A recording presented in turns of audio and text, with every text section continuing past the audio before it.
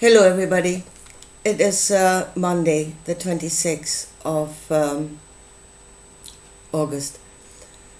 I want to talk one more time about detaching from your lower nature and detaching from this world, from the good and bad operating system, getting out of the duality. And the thing that I hear it everywhere now, God is your head. That is God. Yeah? You must detach from your lower nature and go in the enlightened state of the head-heart connection. Yeah, that's what everybody is saying. So it is just head reason that will determine anything that you know. And there will be no more emotional input, because that's what it says. So, and then we're all going to New Jerusalem. Now, I've just come across Mark 7, which I wasn't aware of, where Jesus describes the heart of man. All manners of wickedness, out of the heart of man proceedeth all of those manners of wickedness, like deceit and lustfulness and all of those things. Out of the heart of man also proceedeth compassion, but he does not mention that in that verse. It is just all the bad things that are coming out of the heart of man. And then saying that is because of the lower nature that drives man to do these wicked things. We are divided from the knowledge of ourselves. Or we're divided within ourselves. Our head, the female, is no longer understanding what the male is actually telling her, or what she is supposed to do with that knowledge. And that is that if the emotional knowing is coming, like fear telling you about danger, it simply tells you there is something you need to do right now, because on the path that you are on, you are going toward danger. So you are supposed to change direction. That's what it is saying. If it tells you about injustice, anger tells you about injustice, there's something you have to do about injustice. Or sadness tells you there's potential loss. There's something you should do about that. You're on the path you're on. You're going to lose something. That's what it is telling you. I was thinking yesterday, it's like, some people don't have feeling in their hands or maybe in their feet. They have no physical sensation of what's happening, and they have to be extremely careful, because they could burn their hand or they could step on something and cut their foot, and they wouldn't be aware that has happened, because they cannot feel it. So the pain that a normal person would feel if your hand goes like toward the fire is warning you of putting your hand away. And if that feeling is no longer there, you do not know about the danger of the fire. So as I said, you could hurt yourself and you would be absolutely unaware that it is happening, and that could be extremely dangerous. So that is in the physical body, and the emotional body is working exactly the same way. It is giving you a higher knowledge of that you are doing something that will be dangerous to you, to your body. And it's trying to save you. But we don't like those feelings. We don't like those negative feelings. So we do away with them. And then we'll be like those people that have no feelings in their hands. We will not know what it is we're doing. We will not know that we're in danger. We will not know that there is injustice. We won't know about injustice. Without the lower nature, we will not know any of those things. So that's what you're cutting yourself loose from. And then, what was the thing that Jesus overcame the last night when he was praying so hard that blood was on his forehead. And I was thinking for the longest time that it was fear. It must have been fear that he overcame that night. But then I think fear is actually the first thing he did overcome. When he said, "Get ye behind me, Satan," when he went into the greater awareness, into the greater knowledge of the kingdoms of this world, which is the mineral, the vegetative, the animal, and man. And he had the knowledge of that. So fear was the first thing that he overcame. So what did he cut himself loose from that night? To be completely detached from the knowledge of this world. Completely detached from the lower nature. To go into that other possibility. To be free from this world completely. To go into a completely different possibility that is not of this world. And there was only one thing that was still holding him in this world, and that is compassion. That was the thread by which he was hanging. The only energy, emotional energy, that he was still on. And here comes, you're being told, oh, go there, there will be no more fear, there will be no more anger, there will be no more sadness. Oh, all those things will go away. So will compassion, because compassion is part of your lower nature. It is part of your emotional knowing. See, you're being told all the bad things, but it's not being pointed out to you that the good things will go as well. That is what he overcame, compassion. So, what are they working on? Again, bring it back to us. See what is happening at the moment. You say this is biblical. We are in the book of the Revelation. Then look at what is happening in the book of the Revelation. Where are we going? And it says that all of a sudden we will see this cube hanging outside, again, in the heavens, and it will come to earth. That is what it says. Again, expanded awareness. We know according to what we are. So, and we are detaching more and more from our nature, as Jesus did. Yeah, we are becoming less and less like this world. According to what we are, we will see other. We are becoming free, to see other possibilities. We are that free in this world now, we can do whatever we like. Yeah? We can change our bodies, we can mess with nature, we can mess with anything and everything, and it's fine. We are no longer under the law. Yeah? We are no longer, what have I just heard? The really bad, good and bad operating system. This satanic system where you actually know good and bad. Just listen to that. It's ludicrous.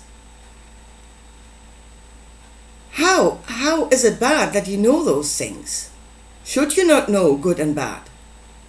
No, it's a satanic operating system, the duality. We need to go into the oneness. Yeah, we're shifting completely into our head.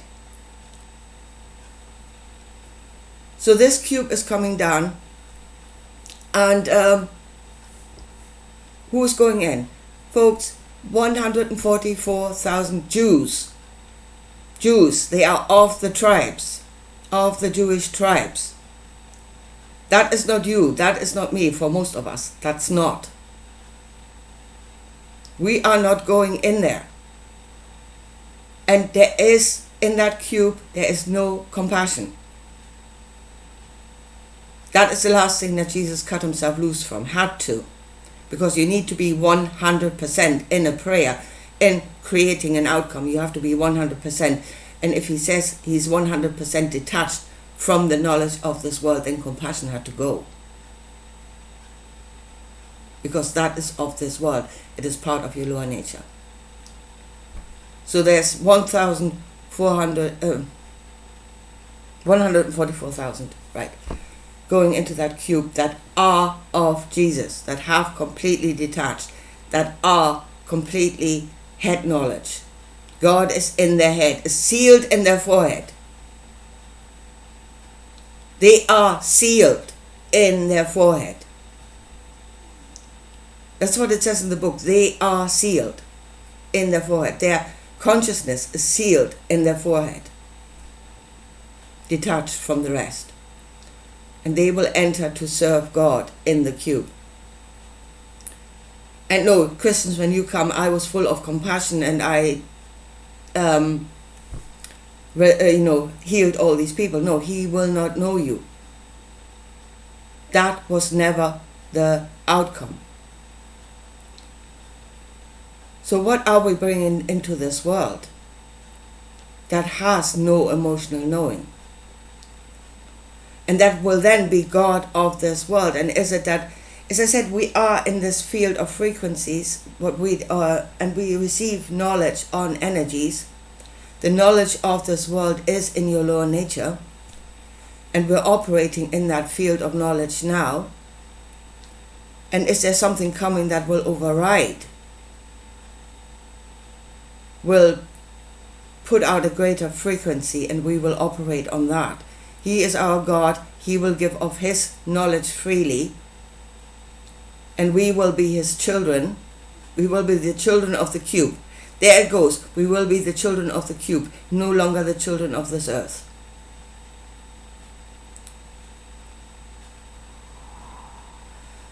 The other thing it says in here is there is going to be great tribulation. Actually, Matthew says, in those days there will be tribulation that has never been seen before, nor will it afterwards, ever.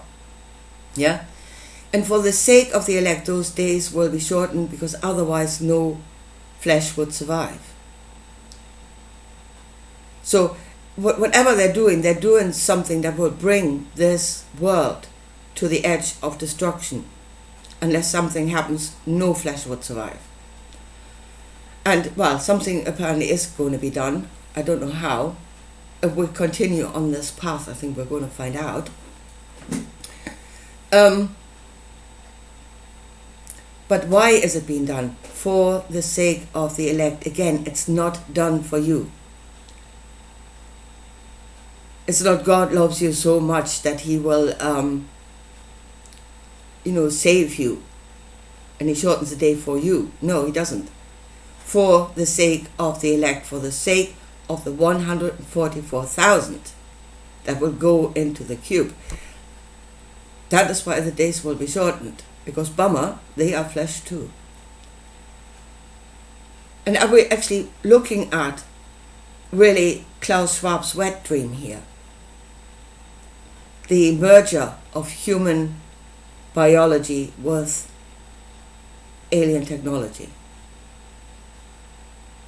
Because if you look at that description of, what is inside of the cube, especially when John says, there's no light, there's no sun, there's no moon, there's no candlelight, but the light of God is lighting up the inside of the cube. That is somebody 2,000 years ago looking at what? Artificial lighting? Maybe? That is where we're going. Now, at the moment, again, we're going into this tribulation. Things are going belly up. I hear, we are in the good and bad, evil operating system, and we must get out of it. Satanic system of knowing good and bad. And we are under the law. So you are blaming the law for everything going belly up, but you are not blaming yourself breaking the law for everything going up.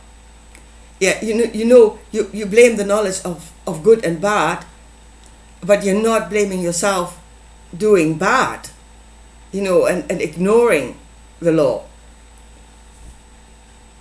So, everything is going wrong. It's the law that is to blame, not the lawless ones that are breaking the law.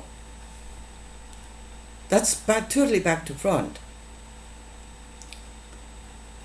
So if we were to operate correctly in this system, first of all, as I said, the head has to reconnect to the emotional knowing. That is reconnecting to this earth, to the knowledge of this earth that is sustaining us. Yeah, that has given life to humanity for God knows how many years. And then understand it correctly. If fear comes, it tells you you are going toward danger. There needs to be a correction. You need to change course. That's what it's saying. If anger comes, there is an injustice. You need to do something about injustice. If sadness comes, you are going toward some form of loss. Correct your way. Don't go there. That is the only message they are bringing you. They're telling you you need to have a correction. And then do it. And then you can use the knowledge of Jesus. The true knowledge, the true light that was actually in that teaching. There is a light in that teaching. The Borg cube is darkness. It's complete darkness. It's as dark as it gets. But the true light in that teaching was that you can work a correction through prayer, so that you no longer have to labor in the physical and there you are limited in what you can do, to create new outcomes. But it is the knowledge that in prayer you can do greater things, and then ask for the correct thing. Ask for that. I am life. This the God of this world. The living God is the giver of life. Then ask for that which will serve light and that life. And that is what was given in the miracles, in the healings, and in everything else. That which will serve life. Again, Jesus took this thing of prayer. He was given the understanding that what we pray for in this world is according to this world, and then you say you're trapped in this world. Well, you could have a beautiful life, but we're trapped in this. We need to get out. And then he took it to the place where he detaches from the knowledge of the world into all possibilities, and there comes the Borg cube. And that is into darkness. Now the last thing, again, this picture of the beautiful heart of Jesus, the sacred heart of Jesus, which especially in the Republic of Ireland is all over the place. These statues with the heart that is beaming out these radiant beams of light. And again, everybody, that is the compassion of the Lamb. No, it's not. That is the light of reason, the light of head knowledge, the light where God is sealed in your head, detached from the knowledge of the world. That is the light that is radiating from Jesus. And there is no lower nature in that light at all in his heart. It's just a head-heart connection. There's no more lower nature in that light, and that means there's no more compassion in that either, because that is of your lower nature. So if you're saying we are following Jesus, we are evolving into the head-heart connection, we are becoming these wonderful beings of empathy and compassion. Neither empathy nor compassion is emanating from your head. They're coming from a different place. They're coming from the place that you are detaching from.